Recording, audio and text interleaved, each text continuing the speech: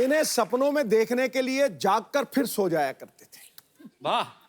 काली रात जैसी इन जुल्फों में चांद सितारे खो जाया करते थे। Thank you. जरूरत ही नहीं है किसी साकी किसी मैखाने की, इनकी अदाकारी और जुल्फ से, हुस्न से, अरे दीवाने मदहोश हो जाया करते। वाह, क्या बात है। आइए आशा जी, आपका बहुत बहुत स्वागत है। अभी हाल ही में आशा जी की ऑटोबायोग्राफी जो है द हिट गर्ल लॉन्च हुई है। आशा जी, आपको बहुत बहुत मुबारकबाद। Thank you. बहुत सारे ऐसे किस्से हम वहां पे पढ़ेंगे जो हम नहीं जानते हैं, और अब आपकी बुक पढ़ के वो किस्से जानने को मिलेंगे।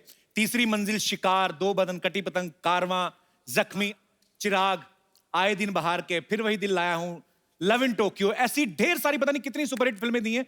इतनी सारी सुपरहिट फिल्में देने के बाद आपने कभी सोचा था कि एक नहीं मैं बोल रहा हूं कि इतनी सुपरहिट फिल्में देने के बाद कभी आपने सोचा था एक क्रिकेटर और पॉलिटिशियन आपके लिए शेर पढ़ेंगे? एलन जी, बहुत बहुत स्वागत है आपका। प्लीज विराजमान हो जाइए। सावन सी सुहानी अदाएं, वाह। इन्हें मौसम पैगाम लिखते हैं। खत लिखते हैं दीवाने, दिल से सलाम लिखते हैं। इंडस्ट्री में ना कोई हुआ ना ऐसा कोई होगा, हम डांस के पिछले और अगले 100 साल इनके नाम लिखते हैं। ऐसा भी होता था कि डिस्ट्रीब्यूटर ये बोल देते थे कि फिल्म तो कंप्लीट है लेकिन हेलन जी का गाना कहाँ है इसमें। तो हेलन जी का गाना एक डालना पड़ता था। तो हेलन जी, आपने ये डांस कहीं से ट्रेनिंग ली थी हेलन जी, आपने कहीं? जी हाँ, when I was in school मैं मणिपुरी डांस सीखी और फिर उसके बाद थोड़ा सा भरतनाट्यम और कथक। तो मैम, भरतनाट्यम मणिपुरी जो है क्लासिकल फॉर्म्स है।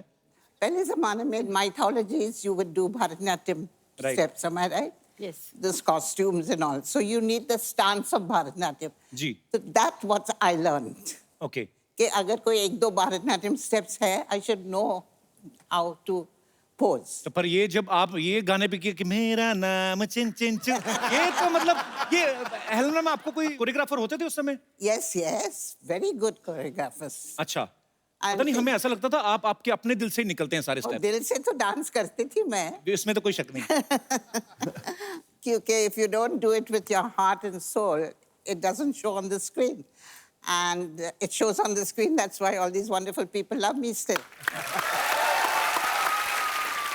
मुझे लगता है कि दुनिया का कोई कोरियोग्राफर इन्हें सिखा नहीं सकता, और जितने भी कोरियोग्राफर पैदा हुए हैं वो सब इन्हीं से सीखे हैं, ये मुझे लगता है। इसमें तो कोई शक नहीं है। ये सब क्रेडिट मुझे मत दो प्लीज। सबसे पहले क्रेडिट ऊपर वाला, उसके बाद कोरियोग्राफर्स, उसके बाद आशा भोसले जी, उसके बाद म्यूजिक डायरेक्टर, उसके बाद Helen. It's a teamwork. It's a teamwork. Asha ji, जितनी भी आपकी फिल्में देखी, जी। आपका और राजेश खन्ना साहब की केमिस्ट्री बड़ी अच्छी थी। मुझे वो गाना याद आ गया, अच्छा तो हम चलते हैं, पर आज हम आपको जल्दी जाने नहीं देंगे।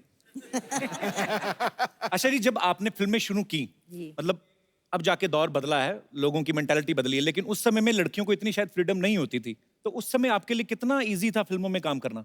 जब मैं स्टेज पे परफॉर्म करती थी तो एक बार बिमल रॉय जी ने मुझे देखा और उन्होंने बुलाया कि तुम काम करोगी। अब मुझे कुछ पता नहीं था, मैंने हाँ बोल दिया ऐसे ही। अच्छा। मैं छोटी थी उस वक्त, 9-10 साल की थी। तो फिर मैंने बाप बेटी और माँ में उनके साथ काम किया था। इसलिए कोई रुकावट नहीं थी, क्योंकि दादाजी फाइनेंस कर रहे थे पिक्चरों में। जी जी। प्रॉब्लम नहीं थी। पर बड़े अच्छे आपके एडवांस दादाजी थे, हमें तो देखने में नहीं देते थे फिल्में। तो हेलन जी, आपको कभी कोई प्रॉब्लम नहीं आई? आप बेसिकली बर्मा से हैं ना? जी।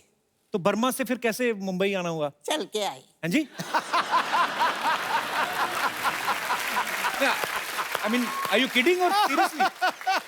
Seriously, we were refugees from Burma, and during the Second War, the Second World War. Japanese came into Burma and they started bombarding. So अच्छा। वहाँ से we had to leave house and just run away, and we had to come through the jungles if we were walking through the jungles. So it took us months to reach India. आप परिवार के साथ थी उस समय? My mother, my brother, we reached Calcutta and I lost my brother.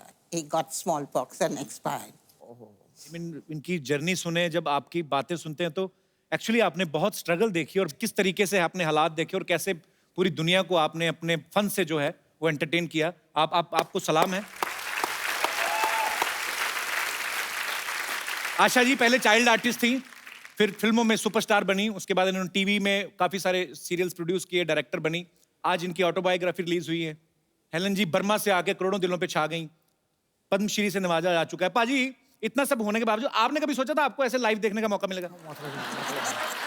मतलब मैं तो बोल रहा हूँ, मैं सवाल ही नहीं पैदा होता। हुई हुई हुई हुई मैं तो बिल्कुल मतलब स्तब्ध हो गया हूँ, पूरी तरह सुन्न हो गया हूँ। अच्छा आशा जी, अभी आजकल एक बड़ा नया दौर चला है, ऑटोबायोग्राफी जैसे आपकी आई है, तो बायोपिक्स बन रही हैं, स्पोर्ट्स मैन के ऊपर बन रही हैं, स्पोर्ट्स वुमेन्स के ऊपर बन रही हैं। अगर आपके ऊपर कोई बायोपिक बने तो आज के दौर की ऐसी कौन सी अभिनेत्री है, आपको भी हेलन जी सेम सवाल है, कि कौन है ऐसा जो आपको लगता है कि आपका किरदार बाखूबी निभा सकता है? मेरे हिसाब से क्योंकि मैं कुछ ग्लैमरस बबली लड़की थी, तो मेरे हिसाब से Alia Bhatt would be the right person. Congratulations Alia, compliment for you. Helen ji आपका अगर बायोपिक बने तो आपको क्या लगता है कौन कर सकता है आपकी बायोपिक बड़े अच्छे से? I think Padukone. I love you ma'am. Deepika अगर इनकी बायोपिक करें तो मैं तो जितनी देर लगी रहेगी मैं उधर ही रहूंगा थिएटर में। एक तो हेलन जी की बायोपिक, ऊपर से दीपिका। आपको ये पता था कि I have a very soft corner for Deepika? I didn't know that. If I knew, I wouldn't have said it. Salman Khan आपके बेटे हैं, इतना आपको प्यार करते हैं, मैं भी आपके बेटे जैसा ही हूँ। ऐसे दीपिका को बोल दो मैम थोड़ा, आपको बोलो लड़का अच्छा है, देख लो। मुझे बोलने की जरूरत नहीं है, पूरा दुनिया मालूम है अच्छा है।